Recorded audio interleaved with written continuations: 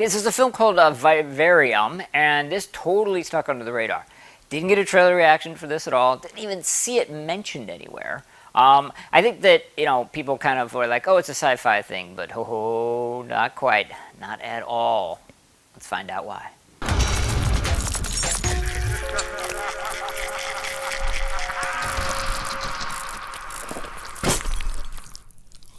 Alright, gotta let everybody know up front, it's gonna be a spoiler-filled review, so if you haven't seen it yet, go check it out.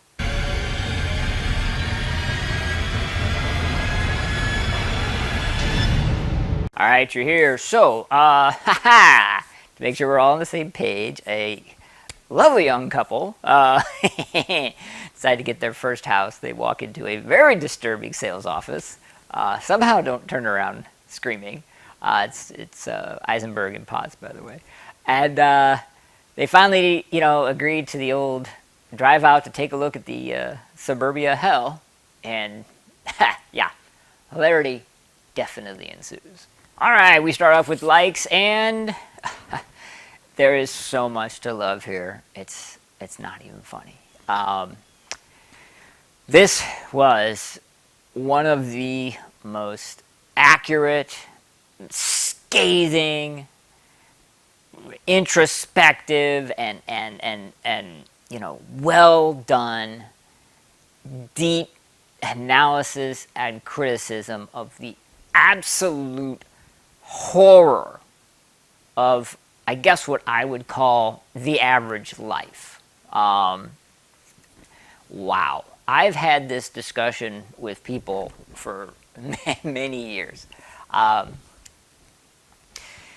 In a nutshell, for most people on this planet, I mean, we're talking 99 point, I don't even know how many %, their lives from the time they're born are planned out and done on a sort of big picture thing.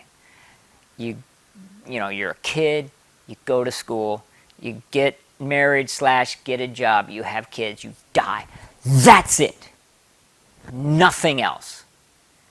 And it is the most, to me, and I understand I'm going to insult a lot of people here, but maybe not, because of course part and parcel with this is that most people don't think they have that life, even though they actually do. But that is the most horrific thing that I can imagine, and like the biggest waste of a life. And yet it is the experience of most people on this planet.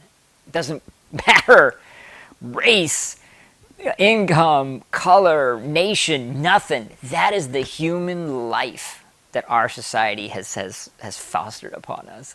So many of you watching this may not take this as a horror movie, but to me it was. It was amazing that, they showed the disruptive force of the child in the unity of the marriage or the couple. They showed, and one of the most profound things that I absolutely adored is that there comes a moment in basically every normal person's life, whether they wish to admit it or not.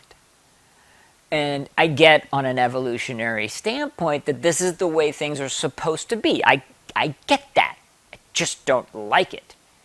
That the child, to the female, supersedes the value of the male. And she will turn and betray the male for the child. They showed that so brilliantly. They showed, I mean, the overt symbolism of poor Jesse Eisenberg having this terrible job that he just does every single day, like digging a hole with no end in sight, is just amazing as to the experience of the average person in this life. And then, after he has done it for so long, he dies.